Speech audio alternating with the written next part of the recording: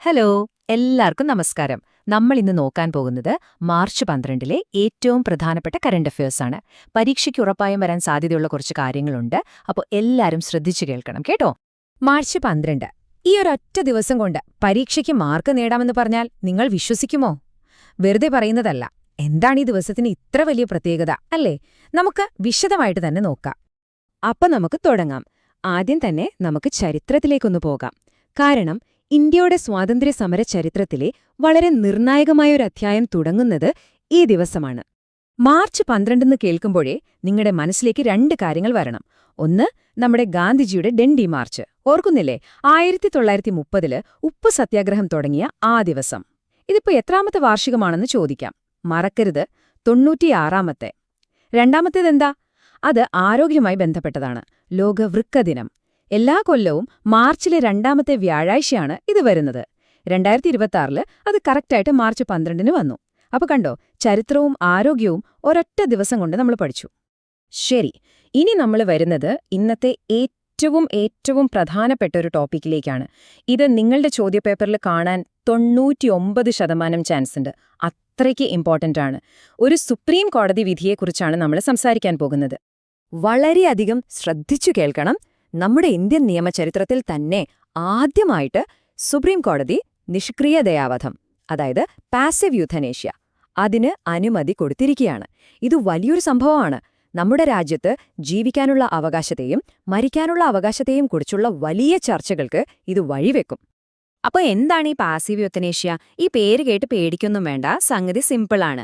ഇപ്പൊ നോക്കൂ, ഒരാള് വെന്റിലേറ്റർ പോലത്തെ ഒരു മെഷീന്റെ സഹായത്തോടെയാണ് ജീവൻ നിലനിർത്തുന്നതെന്ന് വെക്കുക. ആ മെഷീൻ നമ്മൾ ഓഫ് ചെയ്യുന്നു. അപ്പൊ എന്ത് സംഭവിക്കും? മരണം സ്വാഭാവികമായി സംഭവിക്കും.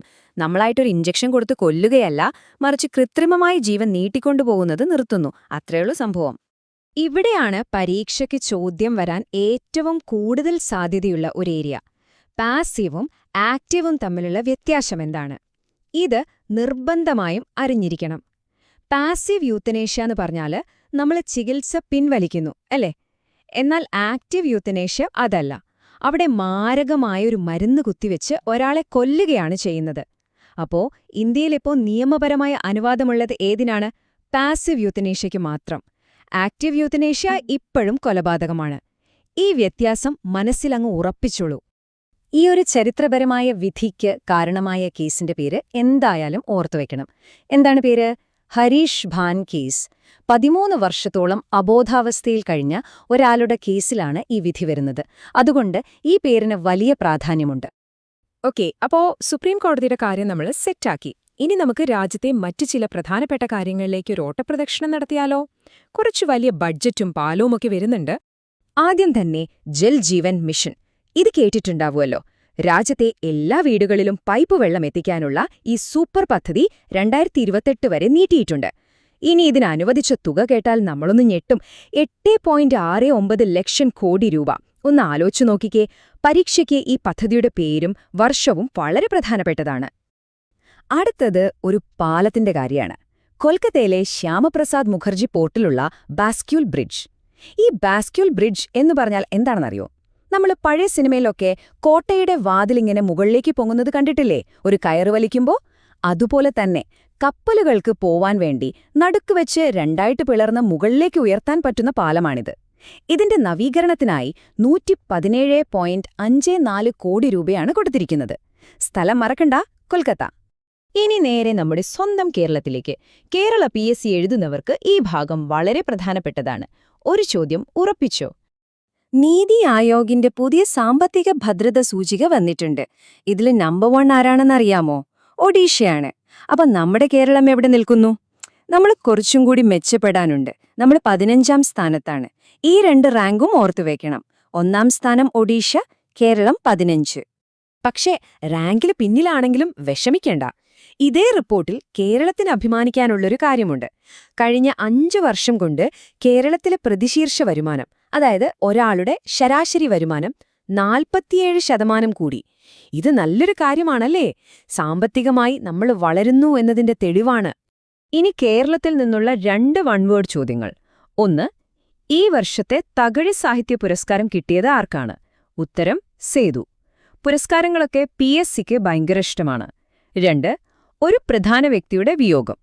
കേരള സയൻസ് അക്കാദമിയുടെ ആദ്യത്തെ ജനറൽ സെക്രട്ടറിയായിരുന്ന ഡോക്ടർ KT അഗസ്തിക്കുന്നത്തടം അന്തരിച്ചു. ഈ 2 പേരുകളും നോട്ട് ചെയ്തു വെച്ചോളൂ. ശരി, അപ്പോ കുറേ കാര്യങ്ങൾ നമ്മൾ പഠിച്ചു അല്ലേ? തലയൊന്ന് പുകഞ്ഞോ? നമുക്ക് ചെറുതായിട്ടൊന്ന് റിലാക്സ് ചെയ്യാം, സ്പോർട്സ് ലോകത്തേക്കൊന്ന് പോയിട്ട് വരാം. എന്നിട്ട് പഠിച്ചതൊക്കെ ഒന്നുകൂടി ഓർത്തെടുക്കാൻ ഒരു ക്വിക്ക് റിവിഷനുമുണ്ട്. ക്രിക്കറ്റ് ഫാൻസൊക്കെ റെഡി ആയിക്കോ. IPL 2026 തുടങ്ങാൻ പോവുകയാണ്. മാർച്ച് 28-ന് ബംഗളൂരുവിലാണ് ഉദ്ഘാടന മത്സരം. ആദ്യത്തെ കളി ആര് തമ്മിലാ? റോയൽ ചാലഞ്ചേഴ്സ് ബംഗളൂരുവും സൺറൈസേഴ്സ് ഹൈദരാബാദും തമ്മിൽ. ഇനി കളിയിളക്കം തുടങ്ങും. ഓക്കേ, എല്ലാവരും ഒരു നിമിഷം ഇങ്ങോട്ട് നോക്കിക്കേ. നമ്മൾ ഇന്ന് പഠിച്ചതിന്റെ ഒരു സമ്മറിയാണിത്. മനസ്സിലൊരു ഫോട്ടോ എടുത്തു വെച്ചോ. മാർച്ച് 12-ന് 2 കാര്യങ്ങൾ: ദണ്ഡി മാർച്ച്, പിന്നെ ലോക വൃക്കദിനം. ദയാവധം കേസ് ഏതാണ്? ഹരീഷ് ഭാൻ കേസ്. IPL തുടങ്ങുന്നതെപ്പോഴാ? മാർച്ച് 28. ഈ 4 പോയിന്റുകൾ ഒരു കാരണവശാലും മറക്കരുത് കേട്ടോ. ശരി, അപ്പോ പഠിച്ചതൊക്കെ ഓർമ്മയുണ്ടോന്ന് നമുക്കൊന്ന് ടെസ്റ്റ് ചെയ്താലോ? റെഡിയല്ലേ? ഞാൻ ചോദിക്കുമ്പോൾ ഉത്തരം മനസ്സിൽ പറയാൻ ശ്രമിക്കണം. Let's go. ചോദ്യം 1. ദയാവധവുമായി ബന്ധപ്പെട്ട സുപ്രീം കോടതിയുടെ ആ ചരിത്രപരമായ വിധിയുണ്ടായല്ലോ, അത് ഏത് കേസുമായി ബന്ധപ്പെട്ടായിരുന്നു? ഒന്ന് ഓർത്തു നോക്കിക്കേ. ഉത്തരം കിട്ടിയോ? അതെ, ഹരീഷ് ഭാൻ കേസ്. ശരിയാക്കിയവർക്കെല്ലാം എന്റെ വക ഒരു കയ്യടി. അടുത്ത ചോദ്യം. നീതി ആയോഗിന്റെ സാമ്പത്തിക ഭദ്രതാ സൂചികയിൽ 1-ാം സ്ഥാനത്തെത്തിയ സംസ്ഥാനം ഏതാണ്? നമ്മൾ ആ ബാർ ചാർട്ടൊക്കെ കണ്ടതല്ലേ? ശരി ഉത്തരം ഒഡീഷ. Very good. അപ്പോൾ നമ്മുടെ കേരളത്തിന്റെ റാങ്ക് എത്രയായിരുന്നു? ഓർമ്മയുണ്ടോ? 15. അതും മറക്കരുത്. അപ്പോൾ ഇന്നത്തെ കാര്യങ്ങളെല്ലാം നിങ്ങൾക്ക് വ്യക്തമായി മനസ്സിലായി എന്ന് ഞാൻ വിശ്വസിക്കുന്നു.